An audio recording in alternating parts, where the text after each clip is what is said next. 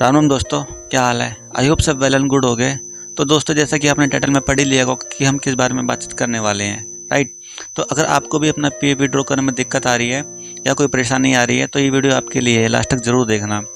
तो कई दोस्त मेरे पास आते हैं और मुझे बोलते हैं कि भाई मैं अपना पीएफ का फॉर्म तो सक्सेसफुली सबमिट कर दिया था, बट जो सेटलमेंट है वो सेटल नहीं हो पाया किसी रीज़न से। तो चलिए जान लेते हैं कि क्या क्या रीजंस होते हैं, क्या क्या क्राइटेरियाज होते हैं या फिर क्या क्या प्रोसेस होते हैं कि जब आप अपना पीएफ का फॉर्म भर रहे हो किन बातों का आपको ध्यान रखना चाहिए। तो चलिए चलते हैं सीधा कंप्यूटर की स्क्रीन पर और जान लेते हैं कि किन किन बातों का आपको ध्यान रखना चाहिए अपना पीएफ का फॉर्म विड्रॉ करते टाइम। तो दोस्तों, यूएएन नंबर और पासवर्ड डाल के आपको अपने डैशबोर्ड पे आ जाना है, राइट। यहाँ पे आपको डैशबोर्ड पे आने के बाद सबसे पहले पीएफ विड्रॉ करने से पहले कुछ बातें जान लेनी बहुत ज़रूरी है जो कि आपको हेल्प करेगी। तो सबसे पहले आपका जो आधार कार्ड है वो आपके मोबाइल नंबर से लिंक होना चाहिए, राइट। और जो आपका मोबाइल नंबर है वो आपके बैंक अकाउंट से लिंक होना चाहिए। इतना तो आपका होना चाहिए पीएफ विड्रॉ के लिए। और जो ये तीनों ही चीज़ आपके जो यूएएन नंबर है उससे लिंक होनी चाहिए, राइट। आई होप कि आपको समझ में आया होगा। जो आपका आधार कार्ड है वो आपके मोबाइल नंबर से लिंक होना चाहिए, राइट। फर्स्ट स्टेप तो ये हो गया। सेकंड स्टेप है जो आपका मोबाइल नंबर है वो आपके बैंक अकाउंट से लिंक होना चाहिए और जो आपका बैंक अकाउंट है वो यूएएन नंबर के अकाउंट से लिंक होना चाहिए, जिससे वो यूएएन नंबर की पेमेंट आएगी, राइट। तो फर्स्ट स्टेप तो ये हो गया। और सेकंड स्टेप है जो आपकी केवाईसी है वो ईपीएफओ के पोर्टल पे अपडेटेड होनी चाहिए। तो ये केवाईसी अगर आपकी अपडेटेड नहीं है तो आपको अपडेट भी कर सकते हो खुद ही। तो यहाँ पे आपको मैनेज पे आना है। मैनेज पे आने के बाद आपको यहाँ पे केवाईसी पे जाना है, राइट। केवाईसी पे जाने के बाद थोड़ा सा स्लो है मेरा नेटवर्क, तो चलिए देखते हैं। केवाईसी पे आने के बाद आपको यहाँ पे तीन चीज़ें आपकी यहाँ पे अपडेटेड सक्सेसफुली अपडेटेड होनी बहुत ज़रूरी है, वरना आपके पीएफ विड्रॉल में दिक्कत आ जाएगी।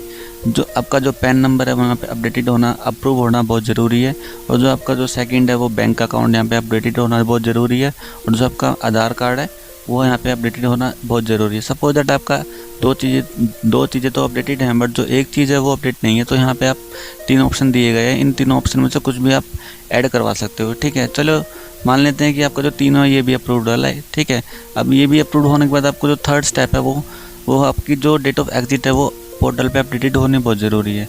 तो डेट ऑफ एग्जिट को देखने के लिए यहाँ पे आपको व्यू पे जाना है।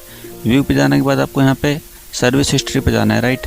सर्विस हिस्ट्री पे जाने के बाद आपको यहाँ पे जिस भी कंपनी में आपने अब तक काम किया होगा वो सारी कंपनी यहाँ पे शो हो जाएंगी, राइट। जैसे कि आप देख पा रहे हो, थोड़ा सा मेरा नेटवर्क स्लो है इसलिए आ नहीं पा रहा। ये देखिए, जो भी आपकी कंपनी होगी वो यहाँ पे शो हो जाएगी। अब जिस भी कंपनी का आपको पीएफ विड्रॉ करना है उसकी जो डेट ऑफ एग्जिट है यहाँ पे DOE लिखा होता है।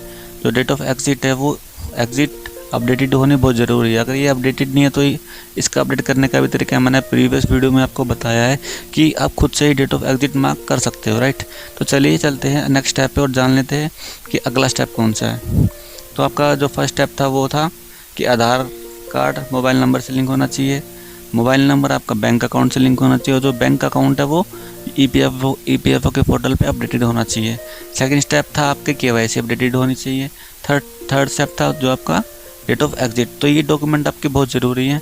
इन सभी डॉक्यूमेंट अगर आपके पूरे हैं तो आप अपने पीएफ विड्रॉ के लिए बिल्कुल सक्षम हो, आप अपना पीएफ सक्सेसफुली विड्रॉ कर सकते हो। तो चलिए पीएफ विड्रॉ करते हैं।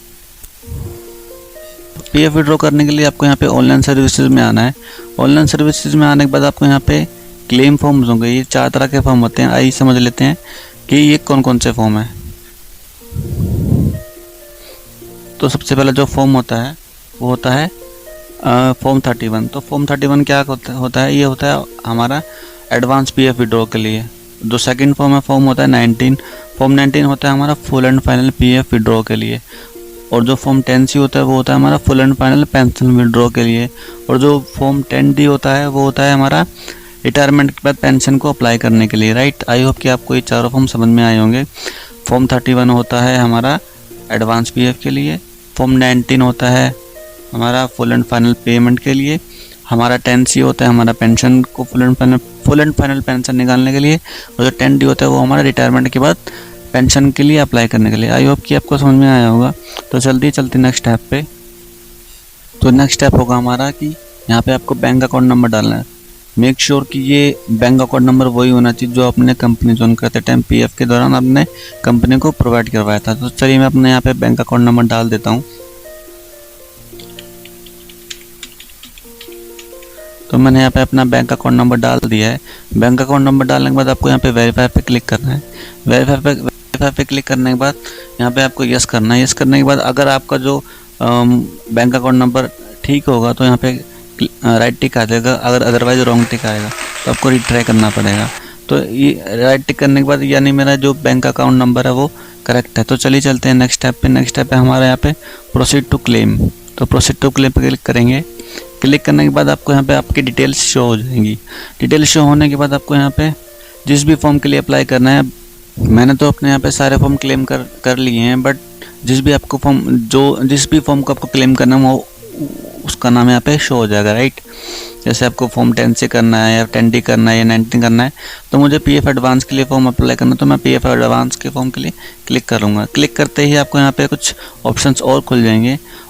तो यहाँ पे सबसे पहले आपको यहाँ पे अपनी सर्विस सेलेक्ट करनी है कि आपको किस कंपनी का पीएफ विड्रॉ करना है, राइट। जैसे मुझे इस कंपनी का पीएफ विड्रॉ करना है, ठीक है। तो विड्रॉ करने के बाद ये यहाँ पे आपको ये पर्पस पूछेगा कि किस पर्पस से आप अपनी जो कंपनी का पीएफ विड्रॉ करना चाह रहे हो। तो यहाँ पे आप कुछ भी रीज़न दे सकते हो, राइट। जैसे मैंने यही रीज़न दे दिया, वो अपने अकॉर्डिंग आप देख सकते हो।